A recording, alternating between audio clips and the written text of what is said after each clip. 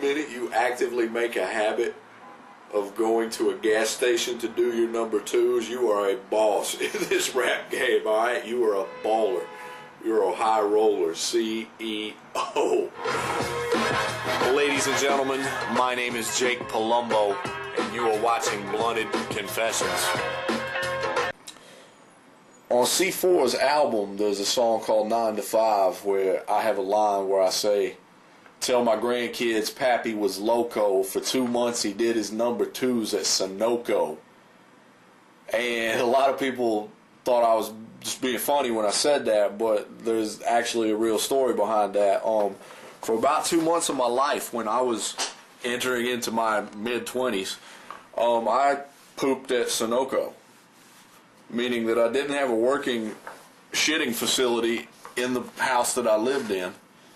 And I had to find alternate means of pooping. I had to go poop at, mostly Sunoco down the street, but you can only poop there so many times before they start to look at you like you're a crackhead.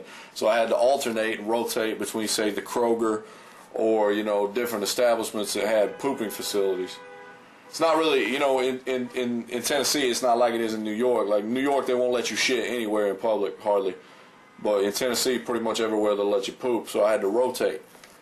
Now, you're probably wondering, like, how does a man in his mid-20s who's not a crackhead end up with no running water and no means of pooping for a period of 2 months? Well, I'm here to tell you. 2208 Wheeler Street is a national landmark. If I had any kind of political clout, I would, get it recognized as such.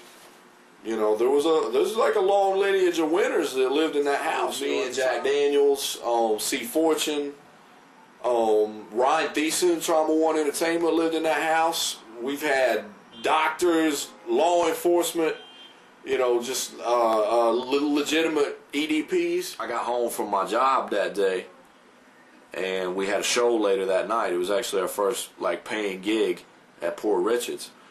We had to be at sound check at 7:30, so I get home at 6 to change and get ready. We had a problem for some time with the plumbing.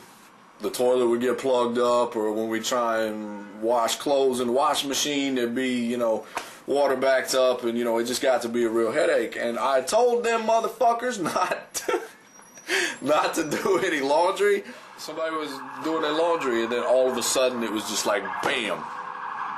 And this great discharge of filth, of feces, of liquid shit, raw sewage comes pumping up through our bathtub, through the sinks. Our bathtub literally had 8 inches of liquid shit in it. More than you could just drain. I guess the point I'm trying to stress here is that it was far beyond our means of being able to clean up.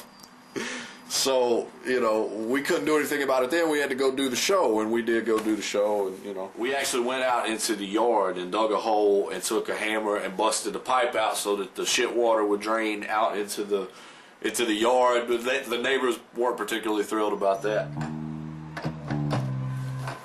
Jack and I had both been out of work for some time, for a few months there, we both said, fuck working a 9-to-5 job, we're going to focus on our music. So, there was no steady income at that point. And we'd begun to, to get behind on rent with the landlord, who, if you peep the skit on District Selectman called Let's Get Evicted, you'll get a little more in-depth with that story.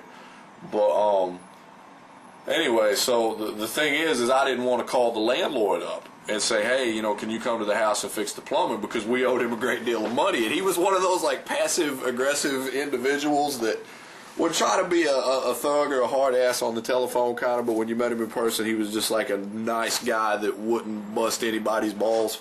So I was always able to use my power of bullshit to, just hold Wayne off. But anyway, I'm getting off topic. The point is so for a period of months, the landlord, if we didn't bother the landlord, he wouldn't bother us about the rent that we owed him, and we kind of liked keeping it that way. Because, we did whatever the fuck we wanted, and, could run a studio and smoke weed and, do everything without having to deal with the landlord coming around. So all this time passed, and we just, I don't know, I'm not going to say that we just ignored the problem, but we just kind of went on with it. because we're gully like that. So, what was I talking about? I'm stoned and stupid. Anyway, we had signs on the door alerting people of the danger of proceeding past these doors. Well, I mean, it went progressively. Like, after 2 weeks, it had begun to be a bit of a nuisance as far as the odor.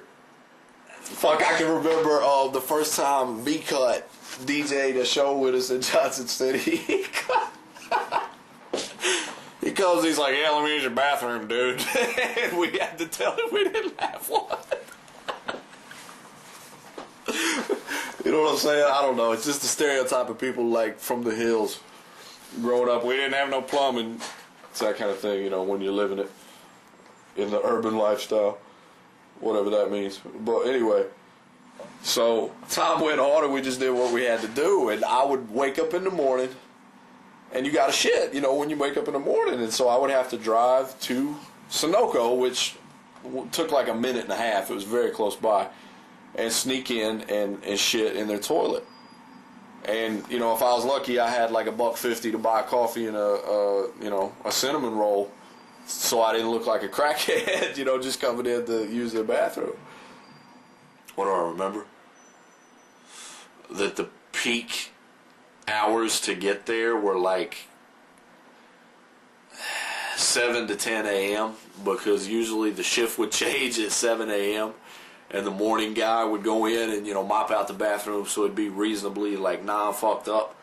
But usually after 10 a.m. like the truck drivers and, you know, the crackheads and some of the scum would, you know, have already been in there and, you know, it's just not optimal, you know. If you have to poop in public, it's not really what you want. I did. I felt like a loser sometimes. You know, you like to be able to poop in your own house. And, you know, not feel, you know, like a fuck up. But at the same time, you know, I was really like young and fired up and down for the cause. I looked at it, you know, as I was suffering for my art, like, not to be pompous, but, you know, like, that I was sacrificing for an important mission. So I just, you know, I was still trying to talk game to girls and still trying to, like, actually front like I was a businessman. And, you know, I took what I did very seriously. Not that, it's just people like to throw around, I'm broke, but it's like, yo, there are varying levels of broke, and, and we're here to discuss.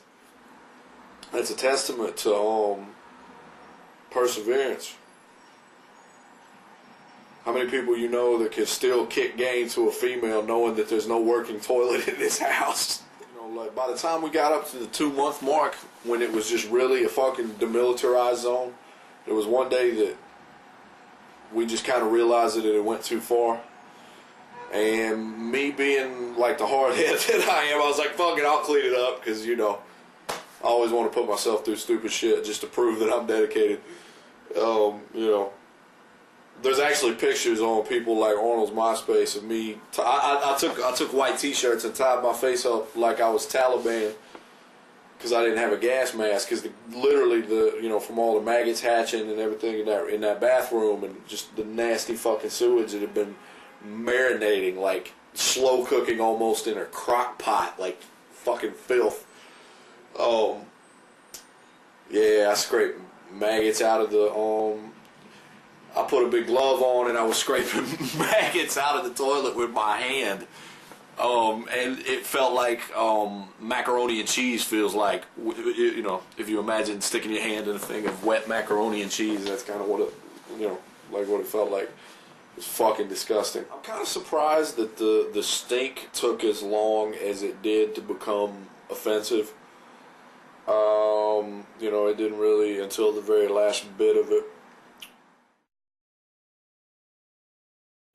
Well, no, the landlord finally came through and we paid him a little bit of rent money and they got in there and fixed the problem and we were back to pooping in our natural habitat. And, you know, things got a little bit better from there. But it was a trip, man. It was some wild shit, like some hard living for this rap game. Anyway. This is Jake Palumbo, and you are watching Blunted Confessions.